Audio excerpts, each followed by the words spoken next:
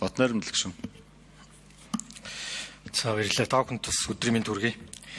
Тэг яг хуу өнөөдөр ингээд Монгол улсад болж байгаа үйл процессын яг хуу ганц нэг жижиг деталь руу орох юм бол бид нэр яриад дуусахгүй л да. Шүүмжлээд дуусахгүй үсэг рүү орох юм бол. Гэтэ энэ болж байгаа үйл процессыг бид нэр том зургаараа дүгнэлт хийх ёстой. Яг юу болоод байгаа юм бэ? Зөвхөн 2-3 намын хамтрал яригдаад байгаа юм уу? Энэ том зургаар нь бид нэр заавал нэг харж дүгнэлт хийх бас орон зай гэж харж байгаа. Тэгээ энэ хавар чинь бас маш өндөр зохион байгуулалтаагаар зөндөөлийн боллоо.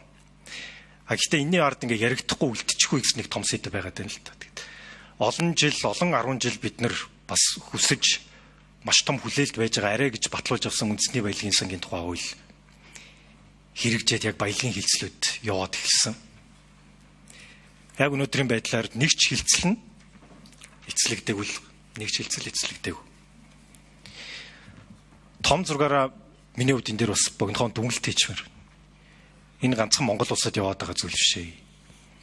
Байгалийн баялагаас хэд хамааралтай орнууд олон байдаг. Тэн дээр явдаг хамгийн том толгойн өвчин яг өнөөдөр Монгол улсын улс төрийн процесс дээр болж байгаа үйл явц бол байгалийн баялагын шудраг хуульдыг бид нэр хийж чадахгүй, энэний ард гарч чадахгүй гэж үгсэн тэмцэл явж байгаа. Цөөхөн гитхэн бүлэглэл энэ байгалийн баялагаас орж ирж байгаа орлогон дээр эзэн сууж хяналтандаа байлгасаар байх уу? Эсвэл үндэсний баялагын сангаар дамжуулж орон сууц эрүүл мэнд орон боловсрол руу хөрөнгө оруулалт хийх тэр шуудыг бид нээж өгч чадахгүй. Энэ л асуулт шүү дээ. Яг өнөөдөр Монгол улсад болж байгаа, улс төрд болж байгаа процесс за би та нарт хэлье. Замб, Перу, Боливи, Нигер, Индонез бид бүхний сайн жишг авдаг Чилед ч гэсэн яг болж исэн процессууд. Энэ дээр Why Nations Fail гэдэг улс орнуудын дороотлын шалтгаан гэдэг 2024 оны эдийн засгийн Нобелийн шагналд 2 хүний бичсэн ном бүгдийг тайлбарлаад өгсөн байна. Энийг бүгдээрээ уншаасаа гэж би хүсэж байна. Яг Монгол улсад явж байгаа энэ улс төр дээр явж байгаа процесс яаж баялагын сан дээр очиод гацдаг. Энэ орнууд дотор Папуа Нью-Гиней гэдэг нэг улс.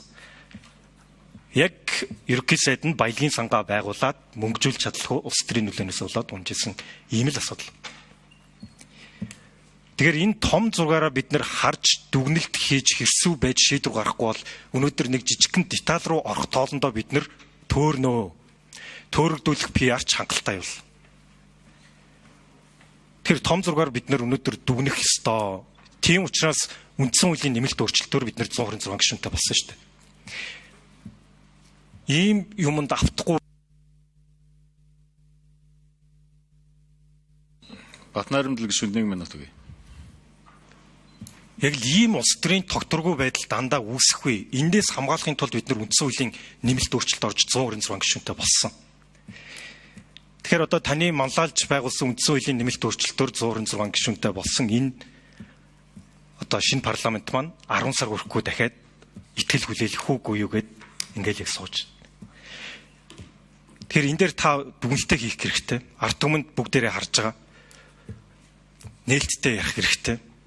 Энэ нь буцаад дараагийн ийм асуудал гарахад протоколороо бүгдэнд нь үлдэх ёстой л гэж бодож байгаа. За асуултанд хариулт авч. Оюутан сайд хариулт өгье. За хэдүүлээ бас ингээд яг бодтой үнийг ярьж чадахгүй л байна л да. Засгийн газрын хувьд алдаа бол энэ нөгөө том төслүүдийг арай хурдан явуулсан байна. Тэгээ том төслүүдэд явуулсан юм чи одоо арчсан нэг их хэрэгтэй үгүй юу гэдэг ийм том асуудал босч ирсэн нууц биш үү? Шахсан хүмүүсийн одоо дийлэнх нь л тийм л юм ярьсан шүү дээ. Тийм учраас би бүрүүдэрж дараагийн асуултанд арчсан намын сайд нар маш сайн ажилласан. Маш сайн ажилласан. Би үнэхээр чин сэтгэлээсээ талархаж байгаа. Тийм ч учраас би нөгөө хамтрсан засгийн газар зөв гэдэг идеологи дээр зогсож байгаа юм. Цаашдаа ч гэсэн олон асуудлыг бид нар хамтарч шийдэх энэ хаалга нээлттэй байгаасаа гэж би хүсэж байгаа учраас энэ асуудлыг ингээд нээлттэй ярьж байгаа.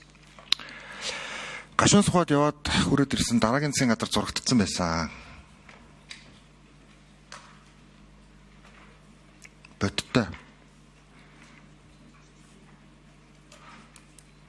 За арчсан нам дотор бас дараагийн удирдлагуудын асуудлууд тэр зурагдсан засгийн газартайгаа очиод нийлцсэн байсан. Энэ бол шалтгаан. Ингээд маш том хэмжээний блок үүссэн. Би хэлээд зүгээр энэ асуудал байсан бол би залуучуудтай айлгэрт очиод уулзчих гэсэн юм байна. Харамсалтай нь суур шалтгаан өөрөө энэ. Ерөөсөө л дараагийн нөгөө л сандал судлалын асуудал. Нөгөө л томилгооны асуудал.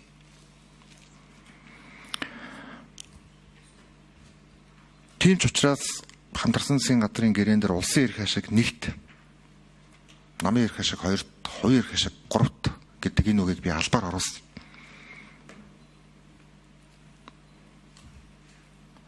Ийм л алдаанаас болж бид нар дандаа засгийн газраа фейлдсэн.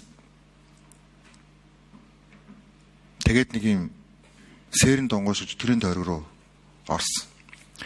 За энэ дээр энэ стратегийн ордын хилтэлтэй холбоотой, за энэ олон асуудалтай холбоотой бүх асуудлууд нэгдэж байгаа нь бодтой үнэ. Ордон дотор би хүч алдаж байгаа дэндүүс ойлгож байгаа. Одоо тэгээд нэг би бинэ хараад нэг хутлаа ярьтаагаад яах вэ? Боттол зүйлээр хин ямар хүн ярьж байгаа. За дараагийн цаанал хураалтын дараа хин ямар сайд болоод явах нь та нар ард түмэн маань бүгдийг хараар. Ямар жижиг их ашигаас болж ямар том хөгжлийн боломжийг устгаж байгааг бас тогтоож аваарай. Тэгэл одоо нэг хэдүүлээ ярьчаал уулцснаасаа өөр юм яриад явах. Боттой үнэ хэлэлт. Боттой бүх хүний чинь би хариулъя гэж байна.